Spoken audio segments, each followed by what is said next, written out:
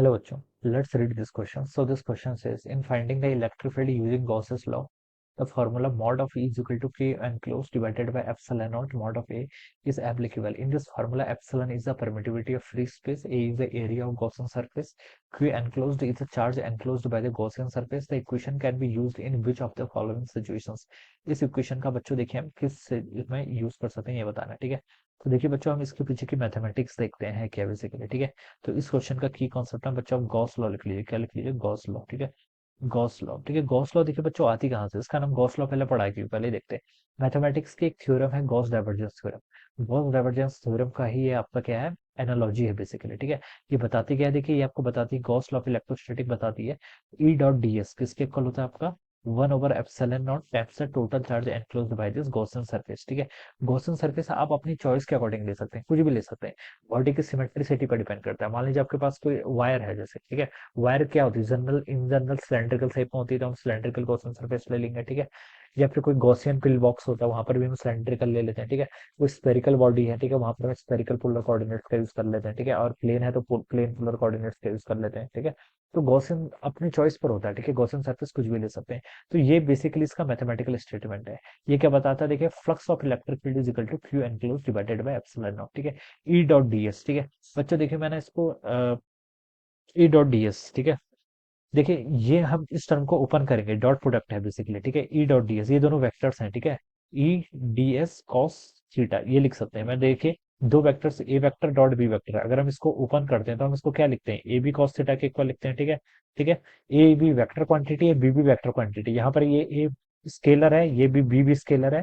Cos theta ये क्या है, एंगल बीटा, ठीक है। डॉट प्रोडक्ट में बेसिकली दो वेक्टर्स का एक स्केलर क्वांटिटी बता देता है, तो राइट साइड पर आपको क्या मिलेगा, एक स्केलर मिल जाता है, ठीक है। तो ये हो जाता है। अब बच्चों देखिए इस टर्म को अगर मैं और थोड़ा सा जाके और सिंप्लीफाई करूं, तो देखिए बच्चों cos थीटा यहाँ पर एक एंगल का टर्म आ रहा है, ठीक है। ई अगर आपका इलेक्ट्रिक फील्ड कांस्टेंट है तो मैं इसको इंटीग्रेशन से बाहर ले आ सकता हूँ, ये तो इंटीग्रेशन की प्रॉपर्टी है ना। इलेक्ट्रिक फील्ड को मैं इंटीग्रेशन से बाहर लेके आ गया। कंडीशन मेरी क्या रही, कंडीशन मेरी ये रही कि इलेक्ट्रिक फील्ड आपका कांस्टेंट होना चाहिए। डीएस cos थीटा, इस टर्म को मुझे एवेल्यूट करना है, ठीक है। अगर बच्चों में यहाँ पर थीटा को जीरो ले लेता हूँ, एक कंडीशन मैंने और ली।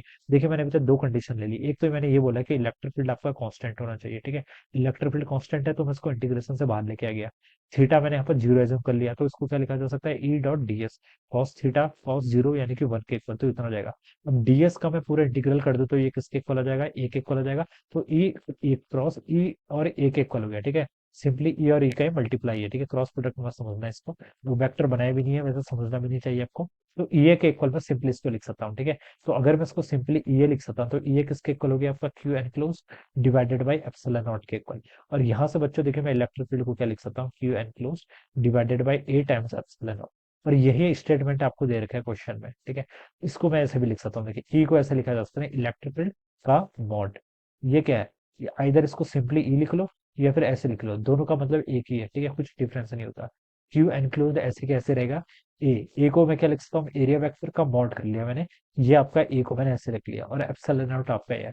तो बच्चों देखिए यही स्टेटमेंट में आपको क्वेश्चन में गिवन कर रखा है, ध्यान से देखेंगे तो उसने बोल रखा है कि ये जो फॉर्मूला है इस एप्लीकेबल, ये कब एप्लीकेबल है। तो बच्चों ये एप्लीकेबल कब था, जब मैंने ये दो कंडीशन लगाई, इन दो कंडीशन को नहीं भूलना है, ठीक है। पहली कंडीशन मैंने देखिए इलेक्ट्रिक फील्ड को इंटीग्रेशन से बाहर लिया। बाहर कब ले सकते हैं, जब इलेक्ट्रिक फील्ड आपका कांस्टेंट होगा। तो इलेक्ट्रिक फील्ड क्या आपका कांस्टेंट है, कांस्टेंट से ज्यादा बेटर वर्ड है यूनिफॉर्म होगा। इलेक्ट्रिक फील्ड आपका पोजीशन डिपेंडेंट फंक्शन होता है ना, तो उसके लिए यूनिफॉर्म वर्ड का यूज किया जाता है।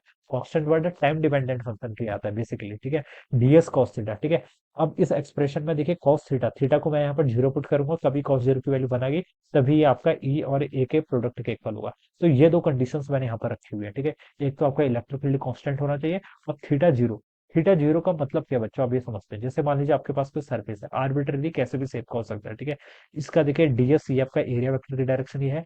इलेक्ट्रिक फील्ड मान लीजिए आपका इस डायरेक्शन में, ठीक है, किसी फील्ड में रखा है जहां पर आपकी इलेक्ट्रिक फील्ड लाइन्स ऐसे है, ठीक है।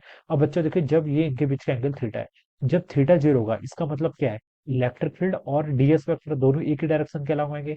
इलेक्ट्रिक फील्ड की डायरेक्शन और एरिया वेक्टर की डायरेक्शन क्या रहेगी आपकी, सेम रहेगी, ठीक है। और बच्चों हमें पता है कि इलेक्ट्रिक फील्ड इस डायरेक्शन में है अगर, तो उसकी जो परपेंडिकुलर डायरेक्शन होती है इस पर आपका इक्विपोटेंशियल सरफेस लाई करता है। आपने पढ़ा है, देखिए इलेक्ट्रिक फील्ड को हम कैसे डिफाइन करते हैं, इलेक्ट्रिक फील्ड होता है negative of the gradient of potential, ये लिखा जाता है इसको, ठीक है। क्या लिखा जाता है, negative of the gradient of potential, ठीक है। जैसे आपने देखे कंडक्टर्स में पढ़ा है, कंडक्टर्स जैसे हमने कंडक्टर पढ़ा था, कंडक्टर स्पेरिकल कंडक्टर मान लीजिए कोई, ठीक है। अब मैं बोलता था इसे इलेक्ट्रिक फील्ड लाइंस कैसे जाएंगे, स्पेरिकल है तो सर रेडियली आउटवर्ड जाएंगे, ठीक है, ये जाएंगे, ठीक है। और कंडक्टर पर देखिए क्या होता है आपका, एक कंडक्टर का जो सरफेस होता है ये क्या होता है आपका इक्विपोटेंशियल सरफेस होता है, इसके हर पॉइंट पर पोटेंशियल क्या रहता है, कांस्टेंट रहता है, ठीक है। पोटेंशियल क्या रहेगा, कांस्टेंट रहेगा। अगर पोटेंशियल कांस्टेंट है तो इलेक्ट्रिक फील्ड लाइंस ऑलवेज क्या रहेगी, इसके परपेंडिकुलर रहेगी। ये मैथमेटिक्स की प्रॉपर्टी है बेसिकली। ग्रेडियंट ऑपरेटर आपका ऑलवेज डिफाइन ही ऐसा होता है, वो क्या होता है आपका परपेंडिकुलर होता है। और अगर इलेक्ट्रिक फील्ड ऐसे परपेंडिकुलर है तो आप इससे बता सकते हैं कि जो इलेक्ट्रिक फील्ड परपेंडिकुलर है तो पोटेंशियल क्या होगा, इसका कांस्टेंट होगा, इसके हर पॉइंट पर पोटेंशियल कांस्टेंट होगा। और अगर आपको कहीं पर ऐसा बोला गया कि पोटेंशियल कांस्टेंट है तो इलेक्ट्रिक फील्ड ऑलवेज उसके परपेंडिकुलर ही होगा। ये कंडीशन आपकी ग्रेडियंट की होती है, ठीक है। तो इतना आप यहाँ पर से समझ गए, ये आपने क्या निकाल दिया यहाँ से, कंक्लूजन निकाल दिया, ठीक है। तो इलेक्ट्रिक फील्ड ऐसे जा रहा है, ई और डीएस के बीच का एंगल 0 डिग्री के इक्वल है। तो आप यहाँ से ये हिंट मिली आपको कि इलेक्ट्रिक फील्ड परपेंडिकुलर है, इसका मतलब जो सरफेस है वो क्या होगी आपकी, इक्वी पोटेंशियल सरफेस होगी। कैसे सरफेस होगी, इक्वी पोटेंशियल सरफेस, ठीक है। ये आया कैसे, ये हम देखिए अभी के लिए तो ऐसे समझ सकते हैं, ये कंडक्टर वाले एग्जांपल थे। और इसके पीछे आपकी पूरी मैथमेटिक्स ऐसा है, ठीक है। इलेक्ट्रिक फील्ड को आप ऐसे डिफाइन करते हैं, आई ग्रेडियंट को आप ऐसे लिखते हैं, I times delta by del x plus आपका J cap delta by del y plus K cap delta by del z, ठीक है। ऐसे डिफाइन किया जाता है ग्रेडियंट, ठीक है। ग्रेडियंट एक मैथमेटिकल ऑपरेटर है, आपको इसको ऐसा समझ सकते हैं। बस इतना अभी के लिए समझ लीजिए कि जो ग्रेडियंट होता है वो ऑलवेज क्या रहेगा, परपेंडिकुलर डायरेक्शन में रहेगा, पोटेंशियल के क्या परपेंडिकुलर डायरेक्शन में रहेगा, ठीक है। पोटेंशियल को मैथमेटिक्स के टर्म में स्केलर फंक्शन बोला जाता है, और इलेक्ट्रिक फील्ड क्या होता है आपको, वेक्टर होता है। बस ऐसा समझना है अभी के लिए। तो बच्चों देखिए ये कंडीशन कब के लिए ट्रू है, पहले ऑप्शन पे लिखा है only when the Gaussian surface is an equipotential surface. This is incorrect, ये ओनली कंडीशन नहीं थी, ठीक है। ये तो इससे पता चल रही, दूसरी कंडीशन ये भी तो थी कि इलेक्ट्रिक फील्ड कांस्टेंट होना चाहिए।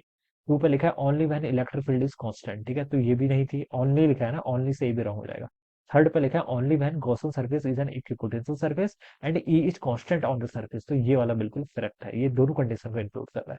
फोर पे लिखा है for any choice of Gaussian surface, ये बिल्कुल नहीं हो सकता, ठीक है। देखिए गॉसियन सरफेस इंडिपेंडेंट होता है, आपकी मर्जी, आप कोई भी क्वेश्चन सरफेस ले सकते हैं, आंसर आपका आप हर क्वेश्चन में एक ही क्वेश्चन सरफेस भी यूज करेंगे उससे भी आएगा, लेकिन मैथमेटिकल वो थोड़ा क्या हो जाएगा, थोड़ा और हार्ड हो जाएगा, ठीक है। इसलिए हम चॉइस अपनी चूज चूज कर सकते हैं बेसिकली, ठीक है। तो उसका राइट आंसर क्या, ऑप्शन 3 है। तो ऑप्शन 3 क्या होगा बच्चों, इस क्वेश्चन के करस्पॉन्डिंग आपका right answer. So this will be the correct answer. So I hope you all understood this concept. All the best and thank you so much.